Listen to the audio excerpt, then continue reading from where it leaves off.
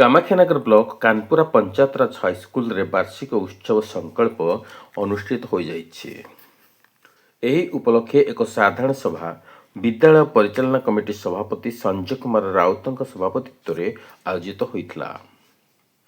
एही उत्सव को विधायक शत्रुघ्न जेना आनुष्ठानिक भाव उद्घाटन करथिला बेले पर्जंग विधायक विभूतिभूषण प्रधान मुख्य अतिथि भाव जोग दैथिले। उत्सवर नाम संकल्प रखिथिबारु अत्यंत आनंदित होगा सह उक्त विद्यालय रे थिबा समस्त शैक्षिक सुविधा को उपयोग करी विद्यालयटी जिले में श्रेष्ठ विद्यालय मान्यता पाई अन्य मानक पाई उदाहरण सृष्टि करिछि बोली मत व्यक्त करथिले। पंचसखा शिक्षा सेतु संगठन सीईओ राजलक्ष्मी दास, भाजपा जिला सभापति रासबिहारी बेहेरा विशिष्ट अतिथि भाव जोगदे राज्य में 1 नंबर विद्यालय रूपे परिणत होगा पाई समस्त प्रकार सुविधा सुजोग दियाजिबो बोली से कहिथिले। बीडीओ प्रभु कल्याण दास मुख्य वक्ता, विद्यालय परिचालना कमिटी अध्यक्ष जितेन्द्र विश्वा, शिक्षाविद लोकनाथ षडंगी, कलेश चंद्र पृष्टि, डॉक्टर प्रफुल्ल कुमार पाणी, नाट्य निर्देशक दिनेश दास, ब्लॉक नोबेल अधिकारी सुरेंद्र कुमार बेहेरा प्रमुख सम्मानित अतिथि भाव जोगदे उद्बोधन देइथिले। प्रधान शिक्षक श्रीराम राउत वार्षिक विवरणी पाठ करथिले। नूतन सभागृह को अतिथि माने लोकार्पित करथिले। विभिन्न प्रतियोगितार कृति प्रतियोगी मानकु अतिथि माने पुरस्कार और मानपत्र प्रदान करथिले। नाट्यकार दिनेश दास निर्देशित नाटक दौड़ छात्र छात्री माने मंचस्थ करथिले। शिक्षक निर्मल कुमार महांती तत्वावधान में सांस्कृतिक कार्यक्रम अनुष्ठित होइतिला। शिक्षक निरंजन साहू कार्यक्रम संयोजना करथिला बेले शिक्षक सुरेश कुमार विश्वाल समस्त को धन्यवाद अर्पण करथिले। विद्यालय समस्त शिक्षक और शिक्षयित्री तथा ध्रुवचरण सुंदराय, बनर्जी महांती, समरेंद्र नायक, कविता राउत, सुमित्रा जेना, प्रभाती साहू और शिक्षा कर्मचारी माने मध्य उत्सव परिचालन रे सहयोग करथिले।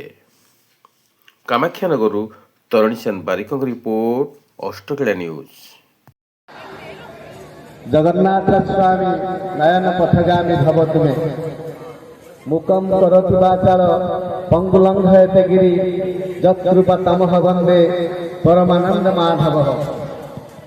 सतरे से माधव बिना इच्छा मुकटे कथा कही पारे नहीं, पंगुटे गिरी लंघन करि पारे, मुक कथा कही पारे, पंगु गिरी लंघन करि पारे।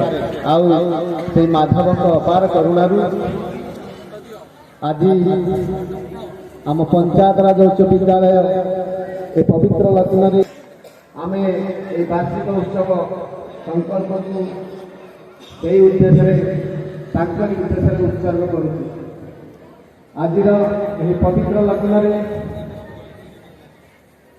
आम गहन में उपस्थित थिबा वरेण्य अतिथिवृंद, निमंत्रित अतिथिवृंद, पूज्य ग्रामवासी, सम्माननीय मोर मातृमंडली, एसएमसी, एसएमडीसी, एमसी, पंचसखा वरिष्ठ शिक्षाविद, आमंत्रित मोर शिक्षक परिवार भाई भौणी, आम विद्यालय शिक्षक शिक्षिका, शिक्षा कर्मचारी, छात्र छात्री, अभिभावक भाई भौणी, आज आम अत्यंत आनंदित अत्यंत अभिभूत हो जाइछु जे आम मानकर अनुरोध रक्षा करी आम मानकर अभिभावक ज्ञापन करने सह विनम्रतार सह प्रणाम निवेदन करी स्वागत करूँ यही भव्य कार्यक्रम को।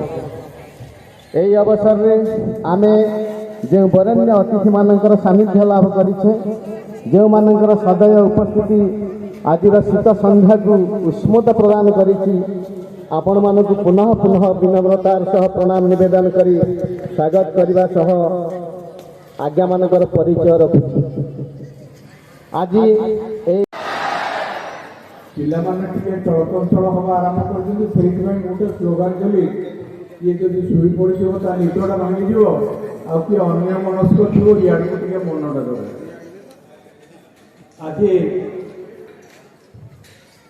पंचायत राज उच्च विद्यालय कानपुर वार्षिक अनुष्ठान वार्षिक सम्मेलन में उपस्थित मंच ये अंचल लड़ुआ विधायक एवं पपुलर विधायक जहाँ को कहा जाए शत्रुरा भाई शत्रुघ्न जेना महोदय